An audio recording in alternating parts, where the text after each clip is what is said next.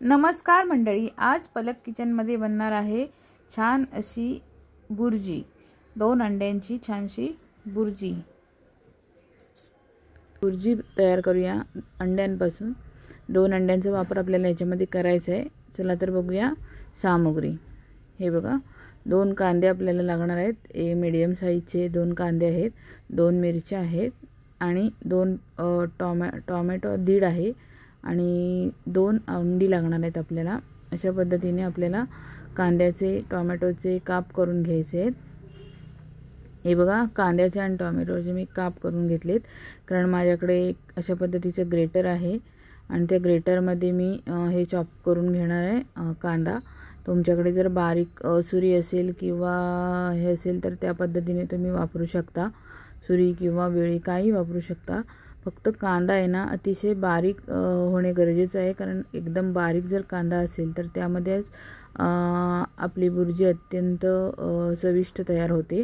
हे बघा, हे 2 मिरच्या सुद्धा मी त्याच्यामध्येच टाकलेल्या आहेत कांद्यामध्ये आणि अशा पद्धतीने हे ग्रेटर जे आहे ते मी सेट करून घेते आणि व्यवस्थित अशा पद्धतीने मी ग्रेट करून घेणार आहे हा कांदा आणि मिरची। हे बघा, अशा पद्धतीचे हे जे ग्रेटर आहे हे अतिशय छान आणि सुंदर आहे, कारण बहुतेक वेळेला मी याच्यामध्येच कांदा टोमॅटो मिरची वगैरे असे ग्रेट करून घेत असते। अतिशय बारीक कापायला आपल्याला जरी त्रास होत असेल तरी हे व्यवस्थित उत्तम पर्याय आहे त्याच्यासाठी। हे बघा, 1 ते 1.5 पळी जरा जास्तच तेल मी वापरले। याच्यामध्ये तेल टाकून आपल्याला कढईमध्ये कांदा आणि प्रथम मिरची टाकून घ्यायची। अशा पद्धतीने चवीपुरतं आपल्याला त्याच्यामध्ये मीठही टाकून घ्यायचं आहे आधीच, कारण मीठ जर आधी टाकलं आपण तर आपला कांदा आहे जो तो आपल्याला लवकर नरम होण्याला मदत होते, तसंच व्यवस्थित शिजतो सगळ्या बाजूने। म्हणून आपल्याला आधी त्याच्यामध्ये मीठ टाकून घ्यायचं आहे, जेवढं बुर्जीला लागेल तेवढं अंदाजाने। मी ते अर्धा चमचा मीठ टाकलं आहे, तर तुम्ही सुद्धा आधीच टाकून घ्या, म्हणजे सगळे पदार्थ पटकन शिजायला आणि व्यवस्थित मीठ लागायला त्याचा उपयोग होतो। याच्यामध्ये मिरची आधीच मी ॲड केलेली असल्यामुळे व्यवस्थित अगदी नरम होईपर्यंत हे बघा अशा पद्धतीने तांबूससर कांदा होईपर्यंत व्यवस्थित परतून घ्यायचा आहे तेलामध्ये। आणि ते परतून झाल्यानंतर आपल्याला ह्याच्यामध्ये टोमॅटो ॲड करायचा आहे। हे बघा, अशा पद्धतीने आम्ही दीड टोमॅटो ठेवलेला होता, तर तो टोमॅटो अगदी छोट्या आकाराचा असल्यामुळे मी 1.5 घेतला। मोठा असेल तर तुम्ही 1च घेतला तरीही चालेल, आणि कमी जर तुम्ही टोमॅटो खात असाल तर अर्धा घेतलात किंवा पाऊण घेतलात तरीही चालणार आहे। हे बघा, अशा पद्धतीने व्यवस्थित ढवळून घेतल्यानंतर आपल्याला गॅसची फ्लेम ही लो टू मिडियम ठेवत आपल्याला आता हे व्यवस्थित परतून घ्यायचं आहे। बघा, आपला टोमॅटोसुद्धा जरासा नरम झालेला आहे।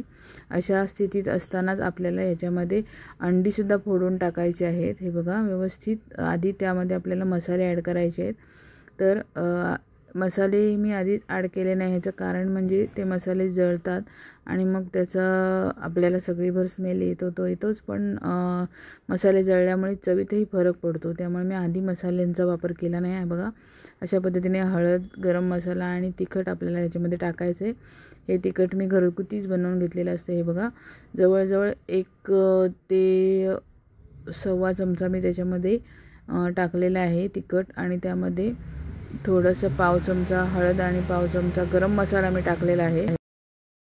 हे मसाले टाकून आपल्याला व्यवस्थित हे सगळं जे टोमॅटो आणि कांदा आहे आणि मिरची आहे हे आपल्याला व्यवस्थित जरा परतून घ्यायचं आहे। मिरची याच्यासाठी टाकली आहे की मिरचीने सुद्धा चांगली टेस्ट येते आणि एक वेगळाच प्रकारचा तिखटपणा त्यामध्ये उतरतो, म्हणून मी ही मिरची टाकली। काही मिरच्या ह्या अतिशय तिखट असतात, तर त्या पद्धतीने आपल्याला जसं तिखटपणा आवडेल त्या पद्धतीने आपल्याला मिरचीचं प्रमाण कमी जास्त केलात तरीही चालेल। हे बघा, अशा पद्धतीने व्यवस्थित ही बुर्जीचा कांदा आणि टोमॅटो आणि मिरची नरम झाल्यानंतर आपल्याला याच्यामध्ये 2 अंडी व्यवस्थित फोडून टाकायची आहेत। हे बघा, अशा पद्धतीने व्हायला हवं। किती कांदा दिसत होता आधी आणि हा किती झाला आहे कमी, हे बघा। अशा पद्धतीने ह्याच्यामध्ये 2 अंडी मी टाकलेली आहेत। व्यवस्थित त्याच्या आतमधल्या गायरी सकट ते व्यवस्थित ढवळून घ्यायचं आहे आपल्याला आणि छान पद्धतीने ढवळून घ्यायचं आहे। बघा, संपूर्ण कांदा आणि टोमॅटो त्याच्यामध्ये व्यवस्थितपणे मुरले आहेत. जर का आपल्याला जास्त कांदा वाटला तर एखादं अंडं वाढवलं तरी पण चालणार आहे, कारण अंड्यांचा शेप छोटा मोठा असतो. त्या पद्धतीने आपल्याला अंडी कमी जास्तही लागू शकतात.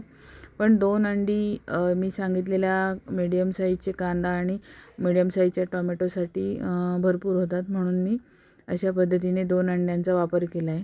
हे बघा, अशा पद्धतीने अंड्यांचा वापर करून छान सुंदर अशी बुर्जी तुम्हीही तयार करा. आणि कसा वाटला माझा व्हिडिओ हेही तुम्ही मला कमेंट्स करून नक्की कळवा. आणि तुम्ही केल्यानंतर कशी झाले हे सुद्धा कळवा.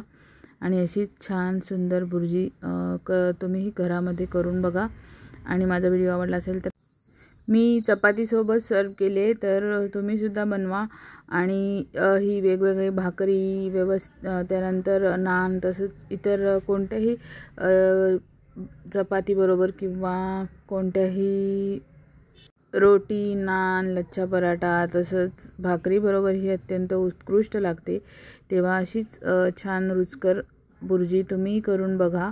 आणि माझा व्हिडिओ आवडला असेल तर लाईक करा, शेअर करा, सबस्क्राईब करा. धन्यवाद.